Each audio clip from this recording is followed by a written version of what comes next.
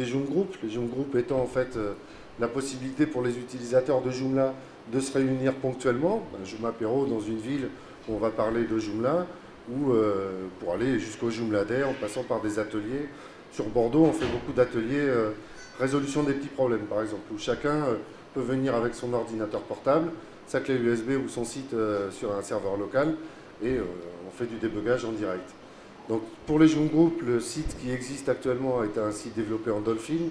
On est en train de faire une migration complète sur une bêta 3 qui sera basée sur du Joomla et sur du Community Builder et du groupe Jive. Donc on donnera la possibilité aux personnes de créer un événement.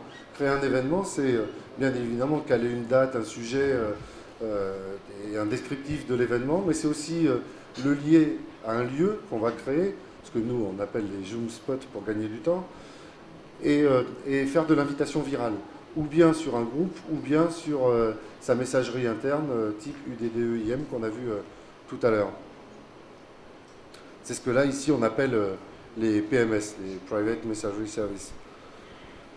Intégration sur les forums et tous les champs qu'on va avoir.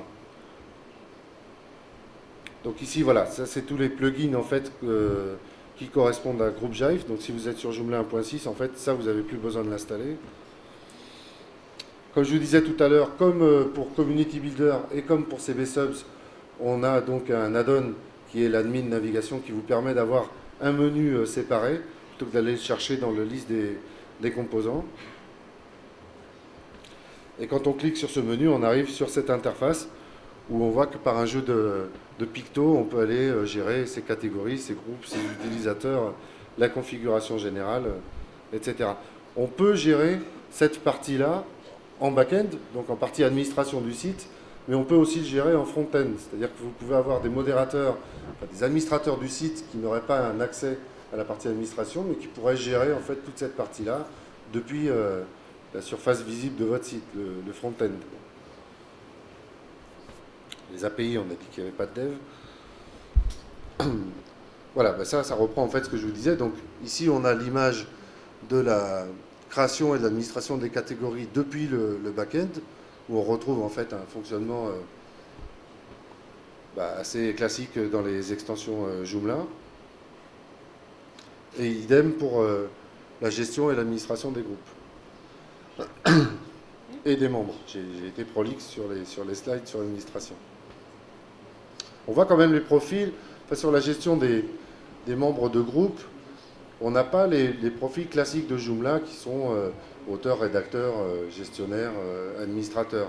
Là ici on va plutôt jouer sur les statuts d'actif, inactif, banni, modéré, un administrateur ou un propriétaire de groupe.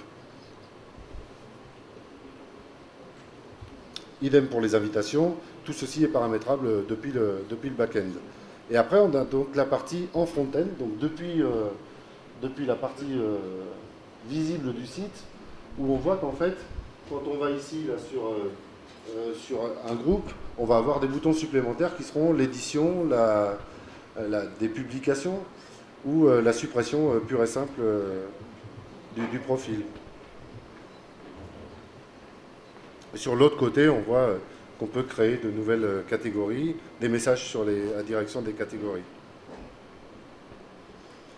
Voilà, idem ici, pour les groupes d'une catégorie, on voit qu'on peut soit se joindre au groupe, ça c'est la partie administrateur, hein. On peut se joindre au groupe, l'éditer, le dépublier ou le supprimer.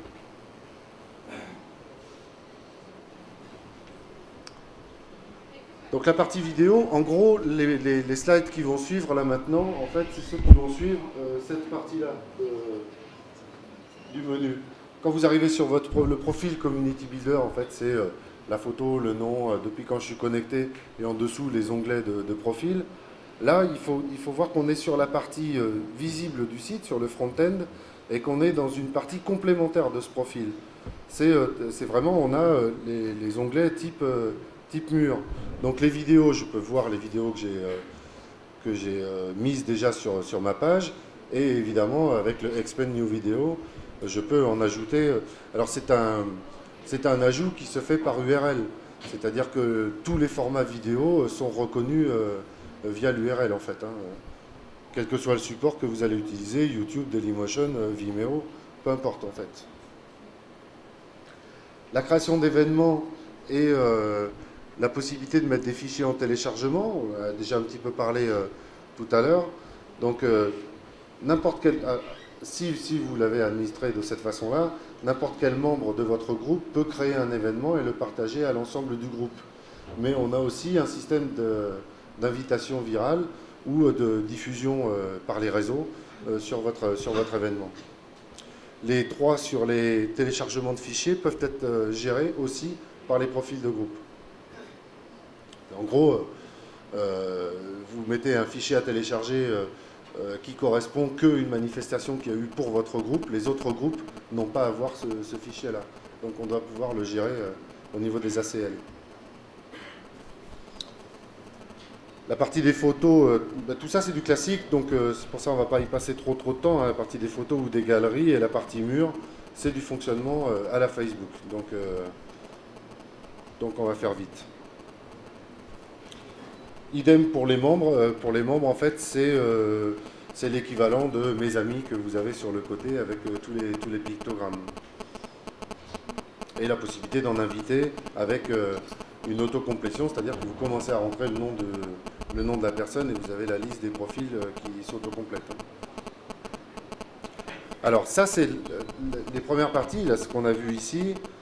On revient en arrière, voilà.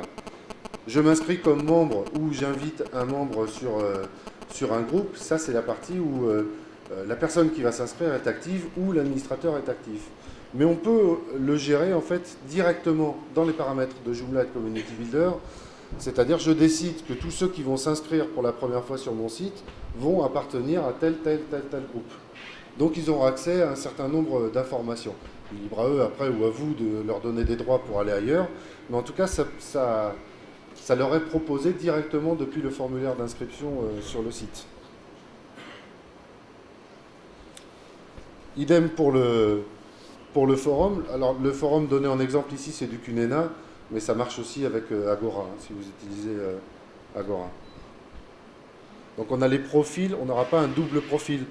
On n'aura pas un profil sur le forum, un profil dans Joomla. Ce sera le même en fait. Et la partie messagerie privée, qui est donc l'UDDEIM, donc c'est la Rolls de la messagerie privée. Donc ce n'est pas une extension Community Builder, ni Group Jive, c'est une extension qu'on peut mettre sur son site Joomla, même si on ne gère pas de réseau. Enfin, donner des accès de communication à un site qui ne fait pas de profil, c'est moyennement intéressant. Et donc là, ouais, on le voit bien.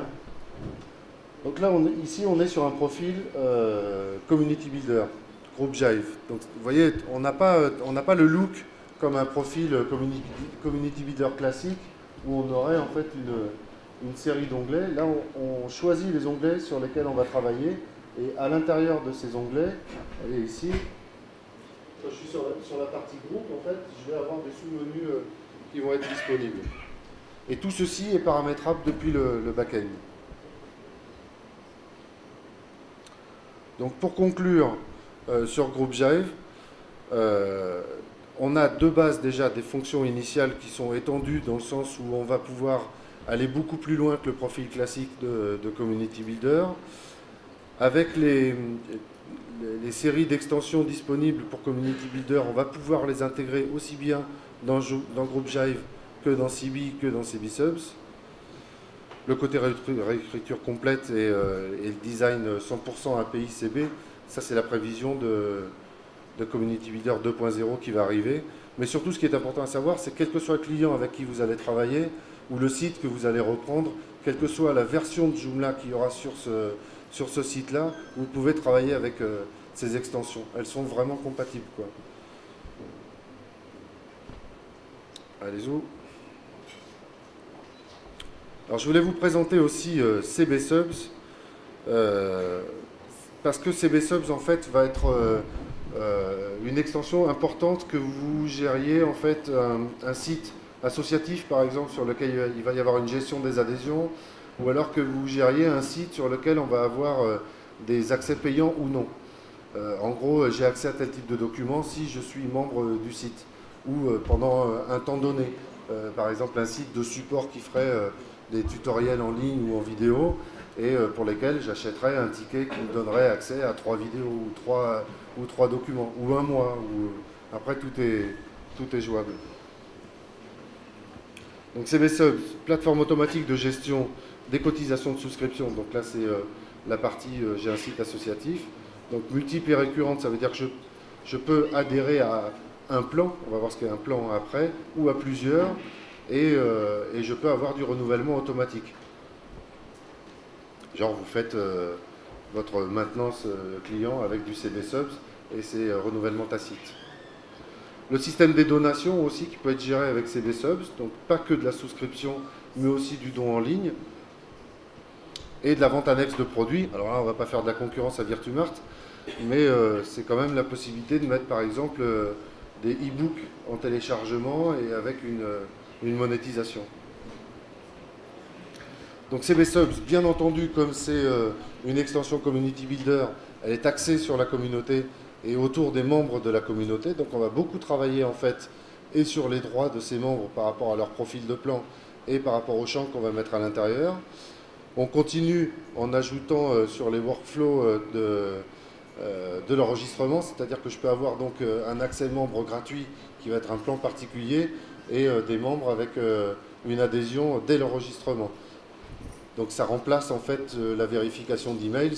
Cette fois-ci, au lieu d'aller vérifier une adresse mail, vous allez vérifier que le paiement a été effectué. Les ACL, donc les droits d'utilisateur, sont inclus dans l'extension. Et si je note en fait sans hack, ça veut dire que il ne faut pas avoir peur des mises à jour. Quand on commence à rentrer dans les fichiers et qu'on fait du hack, c'est clair que dès qu'il y a une mise à jour ou de Joomla ou de l'extension, on se dit pourvu que ça tienne. Là, ce n'est pas le cas. Là, on a une gestion native des ACL. Alors, sur la méthode de paiement, j'ai entendu des questions tout à l'heure, je ne vais pas mettre les pieds là-dedans. Donc, l'architecture. L'architecture, on a donc un package. Alors, c'est assez conséquent. Il y a beaucoup de plugins à installer. En natif, on a le plugin de Community Builder. CBSubs ne fonctionne pas s'il n'y a pas un Community Builder d'installer sur le site internet. Et ensuite, on va avoir donc les plugins et modules Joomla qui vont être mis dessus et tous les plugins d'intégration. On ne va pas voir les 21 maintenant, mais on va voir les plus importants. Chacune de ces extensions est non obligatoire. Vous n'êtes pas obligé de les mettre. C'est suivant l'utilité que vous allez avoir dans votre site internet. Vos besoins, en fait, qui vont dicter l'installation ou pas d'une extension. Sur ces fonctions, donc, on a plusieurs passerelles de paiement. Donc il faudra voir après, vous, avec les spécificités algériennes sur les moyens de paiement. Je crois que PayPal ne passe pas ici, c'est ça ou, ouais. Ouais, voilà. Donc il y a des possibilités ouvertes. Il faudra après voir quelles sont celles qui correspondent